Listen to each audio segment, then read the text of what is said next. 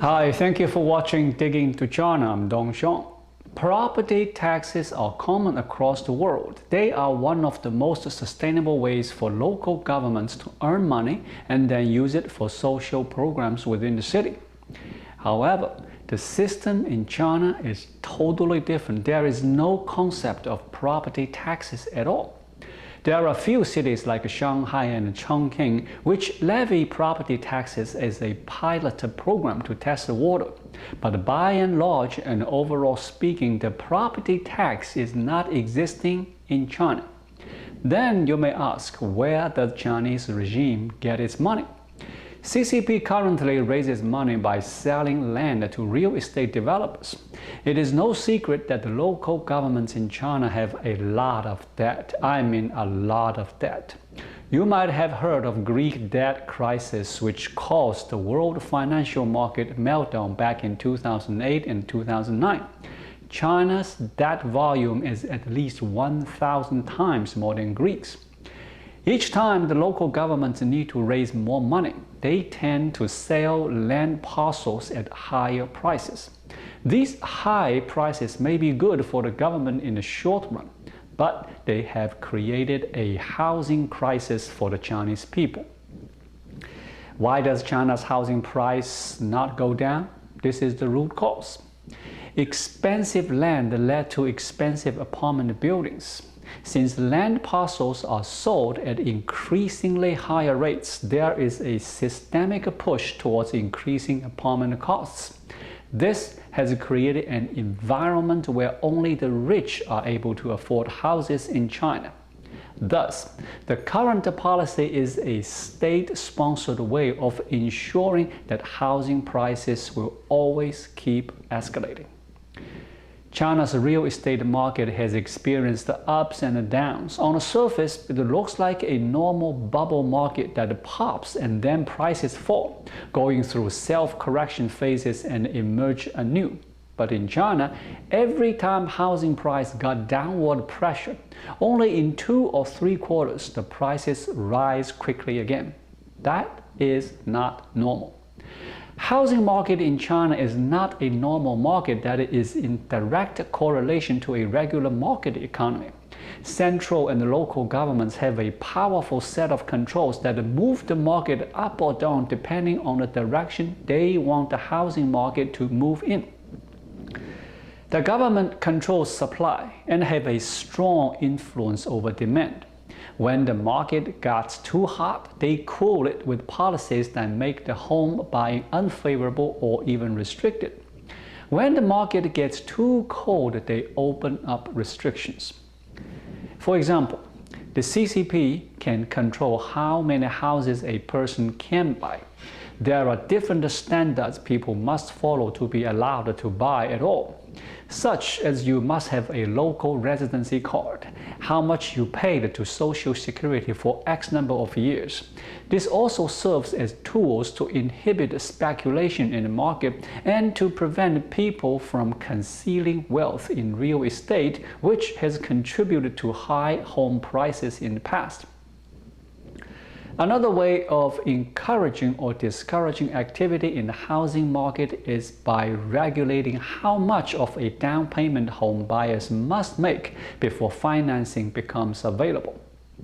Depending on how the local market is performing in any given city, mandatory down payments can range from 20% to 35% for first home buyers, all the way up to 60 to 80% for second home buyers. For buyers who wish to own 3 or more homes, they often need to pay the full amount upfront. With depleting government coffer and a skyrocketing housing price, the communist regime is considering to create an alternate source of income via property taxes. This will remove the necessity for the government to sell land at high prices. Beijing is renewing plans for its first ever nationwide property tax, but it is easier said than done. First and foremost, what is the property tax base? Will it be based on the purchase price or will it be taxed based on the current market value? The government itself believes that the real estate sector in China is overvalued. Hence, investors are complaining that using an overheated market value as a tax base will lead to humongous tax payments. China is considering creating an appraised value for properties. This value will be determined by the government and will be used for taxation. However, there is still confusion regarding how exactly this system will work. Second, the Chinese Communist bureaucrats have a lot of vested interests in the real estate sector. They are also part of China's elite class. Since they are insiders to the central planning process, they know which neighborhoods are going to be developed faster than others. As a result, they have made a lot of property investments. Bureaucrats have significant influence over the decisions of the Chinese government.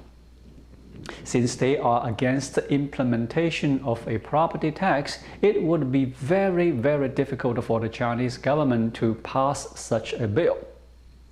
Third, the wealthy class in China will resist. It is a known fact that the Chinese people tend to invest the bulk of their savings in houses. The current market value of the residential stock in China is over $44 trillion. Because of the spectacular return that the property market has provided, it has become the preferred source of investment for the Chinese elite. This is the reason why China is home to many ghost cities, fully built cities which do not have any inhabitants. If the property tax policy is implemented, the wealthy stand to lose a lot of money. Lastly, there is a likelihood that the implementation of a property tax will lead to widespread sell-offs. According to several surveys, 2 in 5 real estate investors would be looking to sell off if any taxes were levied.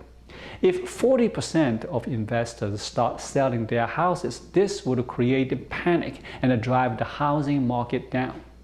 China needs a controlled devaluation of the housing market. If the prices were to crash suddenly, the Chinese banks would be significantly affected. This is because the banks have a lot of exposure to the real estate sector. Thus, a tanking housing market would be bad news for the state-owned banking system, which is already struggling.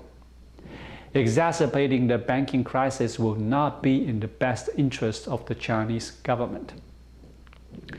Even though the Chinese government intends to introduce a property tax, in reality, the odds are stacked against them. The government will have to navigate a lot of issues before the proposed property tax can become a reality. Thank you for watching. Please leave a comment and subscribe to my channel. Just click the subscribe button right here. I'll see you again shortly.